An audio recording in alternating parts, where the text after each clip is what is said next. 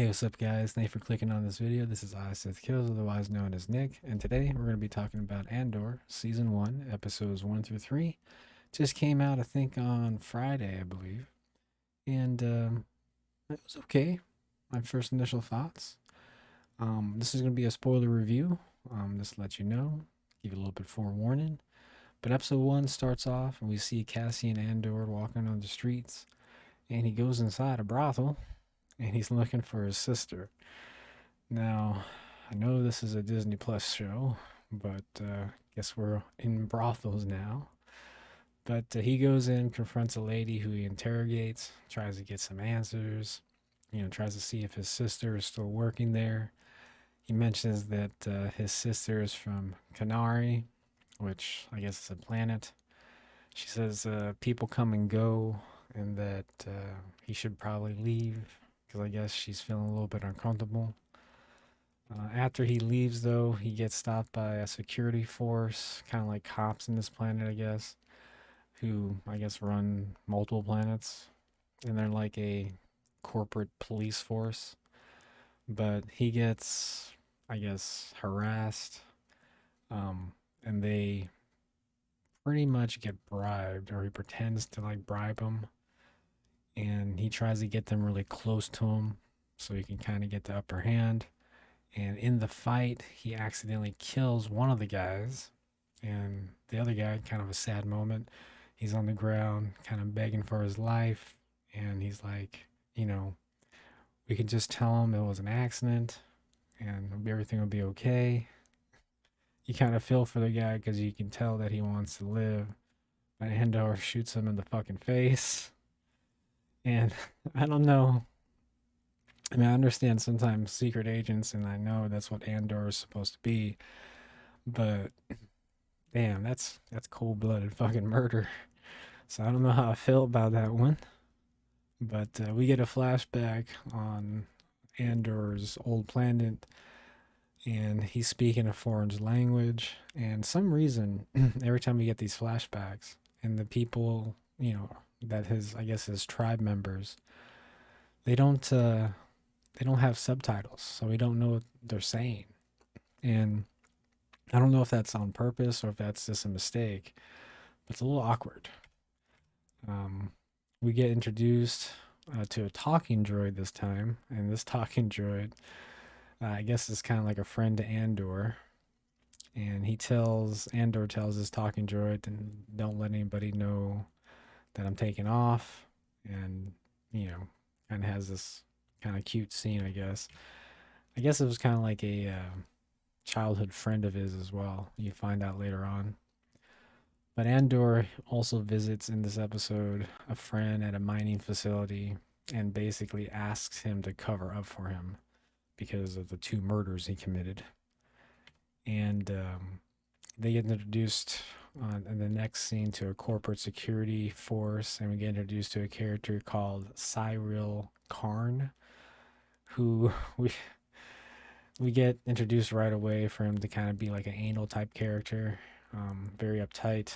He's so uptight, in fact, that he tailored his own suit. And the captain guy in this episode or in this scene was kind of good because he notices it and he plays it off like, just a little bit. The cuffs, slim fitted, all that. Like he starts naming out three or four things that he did to the suit, but um, he plays off as a character just trying to do, I guess, what's right for the company. But they find out about the two, or at least they talk about the two security guards who, the older gentleman in this scene thinks are corrupt anyways. They say that just say that they tried or they died trying to save someone instead of, telling them about what really happened. So they don't get the, you know, involvement of the Empire because it would cause too much trouble. So, the scene kind of ends there. So I guess they don't really want to get the Empire involved. We get introduced to Bix, who's played by Adria or Johnny? Jana? Sorry, I'm really murdering that name. Sorry about that. But we get introduced to her character, and Andor is trying to get her help, and he's trying to get her to, you know, gain, contact with a buyer for a piece of technology that Andor has been saving for a rainy day. And in this scene, we kind of get introduced to a male in the background that we find out later on that's her boyfriend. And he witnesses them kind of getting a little bit chummy. And later on, obviously, we find out that he reports Andor, but we'll get to that later. Um, we see him in this scene looking in the computer, and he finds out that the corporate security force is trying to find somebody from Canary, and he knows from, I guess, overhearing or maybe from, you know, Bix that Cassian is from Canary. So it's kind of setting up for him to report him, I guess, later on. Um, then we also get this in this episode, which are getting close to the end here, that Cyril gets his employees trying to find the man from Canary by asking everyone to flood the systems, to ask everyone about, any information of a person from Canary. So basically trying to find Cassian. He's not giving up like, I guess his, captain or whatever wanted him to.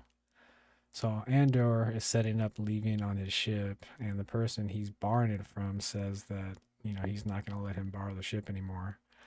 I guess he thinks he's doing something illegal. He tells him never to come back. And then at the end of the episode, we get this last flashback of him on Canary. And, he was a kid, he was with his sister. And it shows him just kind of walking away from his sister. I guess he's going on like a hunt or something, or trying to find what, I think that spaceship that we see in the, earlier in the episode crashing. So I guess they went to go investigate, but we see him leaving his sister. So I guess that was the last time, we find out, anyways, from later flashbacks, that that's the last time he's ever seen his sister. And that's the end of episode one. Episode two, starts off on Canary, and they're walking on the jungle, and it shows Andor, a kid, still obviously finding a huge abandoned, like, mining pyramid looking thing. Like, it's abandoned, but it's like a stepped, almost looks like a reverse pyramid, like how it would be from the inside, but it's just like a hole instead. And I gotta admit, that was kind of a cool scene. Um, we get this scene where a guy is at a bell, and I guess this guy really enjoys his job because he, gets all hyped up about it, and he starts banging the bell. I guess it's to wake everyone up. But the boyfriend of Bix, we actually see him this time report Andor to the corporate security force after Bick leaves to meet the guy that she's setting up for Andor to sell his tech to. And we get a scene with Andor and an older lady who we find out later on, took him as a child from Canary and I guess raised him. But she tells him that people are looking for someone from Canary and that he should be basically careful. And, you know, finds out that Andor is the one that let somebody at the brothel know that he's looking for somebody from Canary, which raised the alarms. But Bix is at this bar and finds out that Andor killed those two officers. She's pretty upset. She says that, they were, well, actually, he says that they were shaking him down and he had no choice, basically. Big tells him to, that the buyer is coming and it's coming in the morning. And seems like they had some type of romantic history, maybe. And the boyfriend's on the the sidelines, watching him like a stalker. But the boyfriend reports, um, Andor to the corporate security, and Cyril sees a photo of Andor for the first time. Cyril gets a security force, a team, to go, I guess, on a raid to go arrest Andor or capture him, basically. And we get introduced to a sergeant, And the sergeant convinces Cyril to come along, says it would be like an honor, be good for morale that he comes along.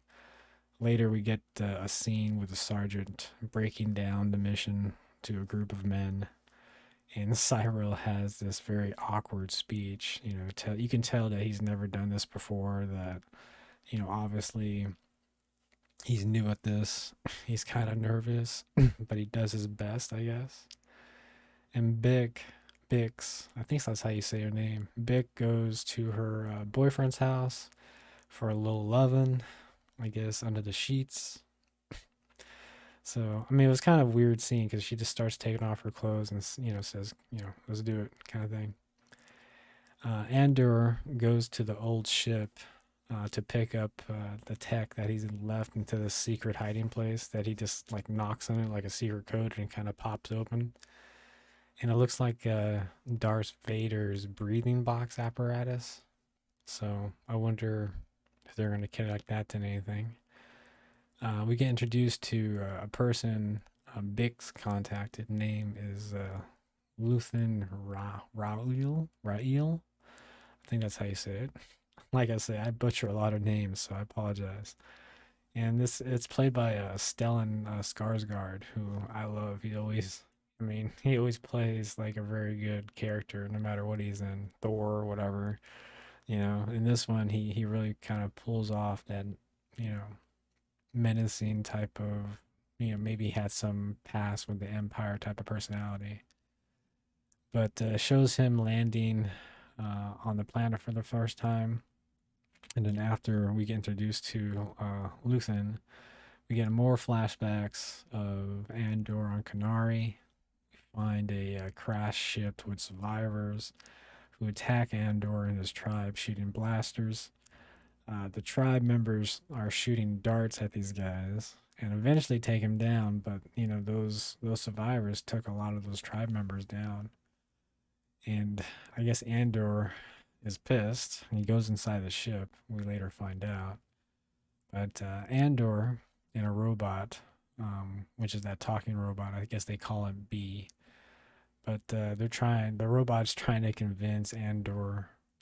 After the flashback scene, we get a scene with them together, and the robot's trying to convince him to stay, but obviously he doesn't.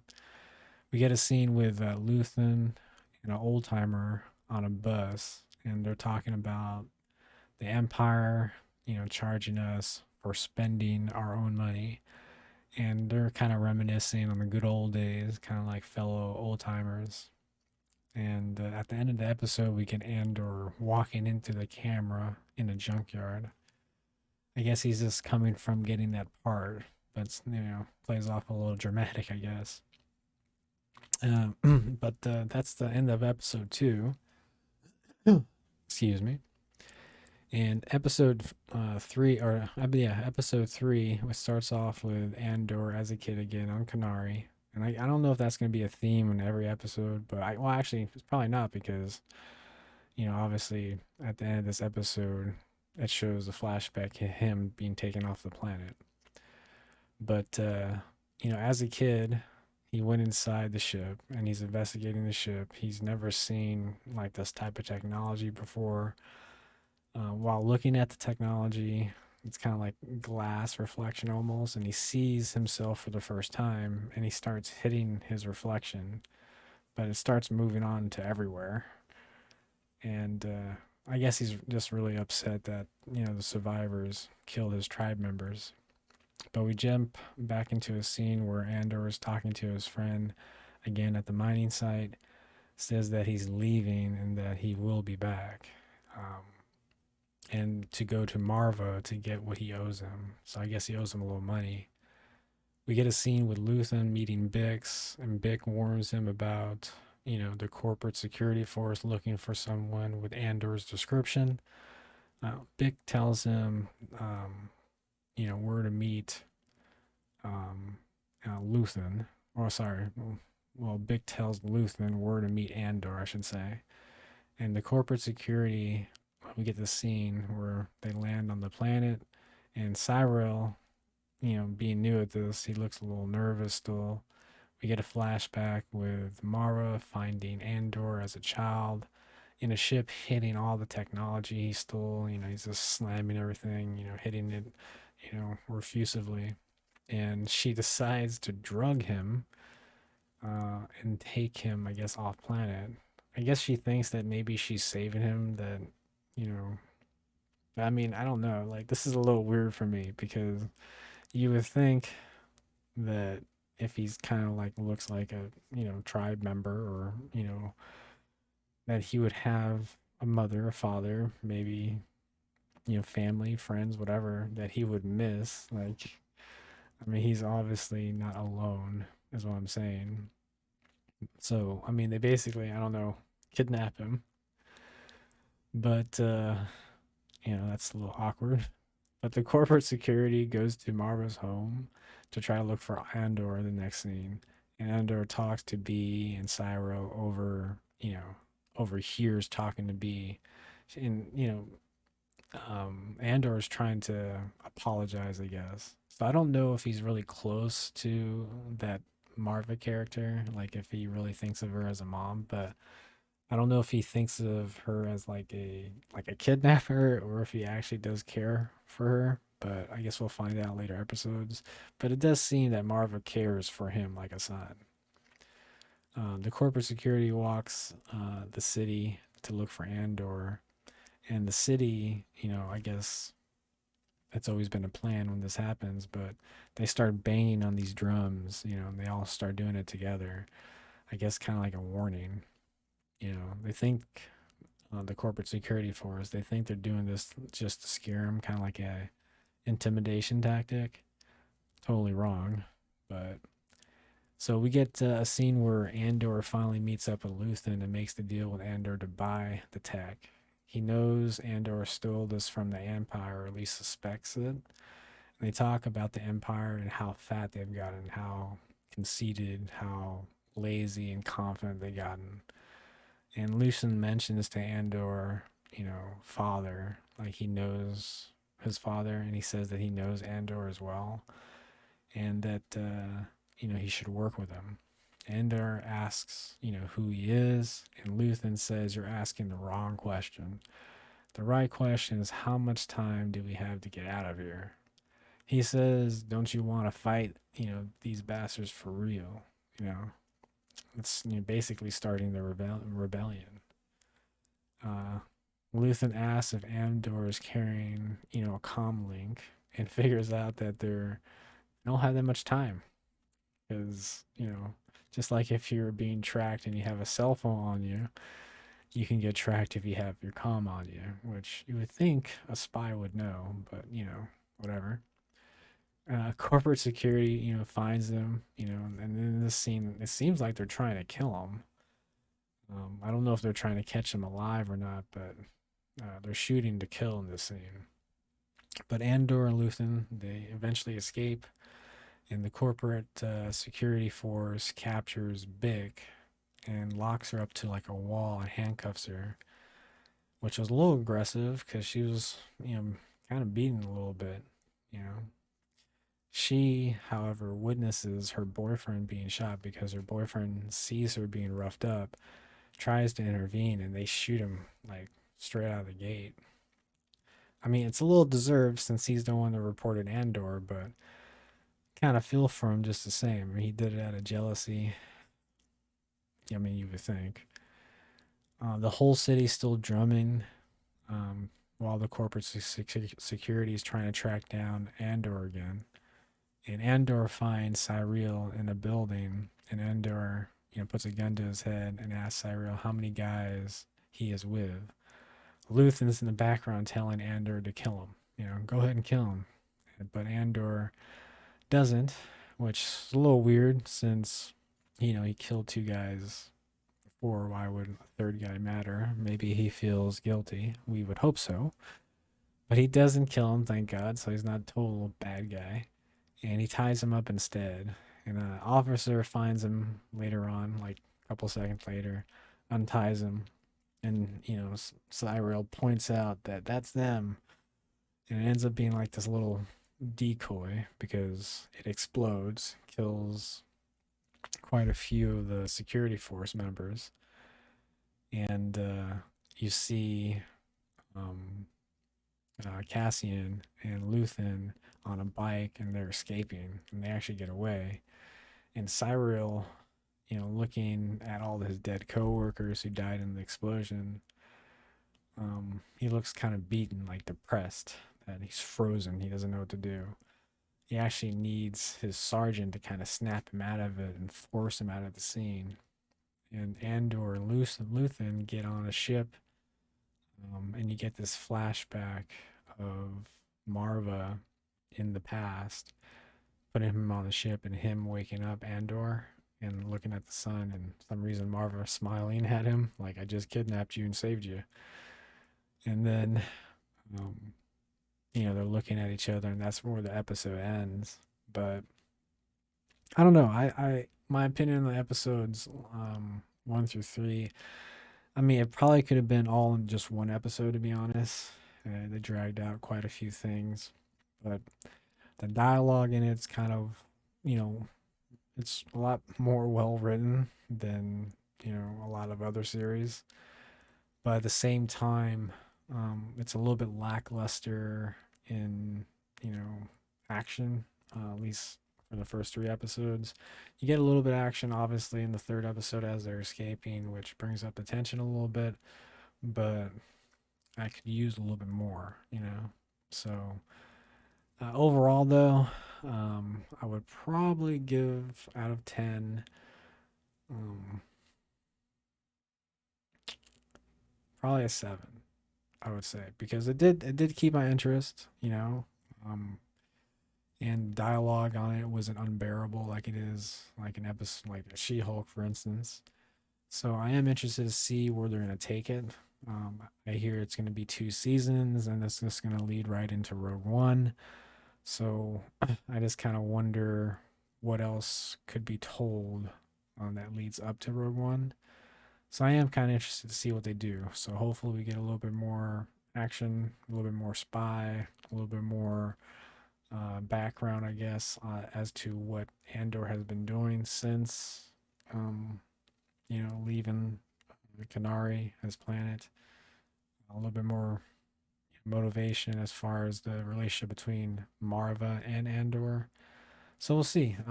Also, Big's character. I wonder what's going to happen with her. I am interested to see when Forrest Whitaker comes into the picture, and who else shows up. I mean, maybe they have a little bit of a cameo from someone. But yeah, I mean, I say it's okay. It's nothing groundbreaking or really, really, hugely entertaining. It did keep my interest though, so it did entertain me. But I give it okay. It's all right. You know. But we'll see. Maybe it'll get way better. In my opinion, it'll be 8 or a 9 or even a 10. But we'll see. Anyways, guys, that is my opinion on the episode. Hopefully, you guys did enjoy this video, and I'll catch you on the next one.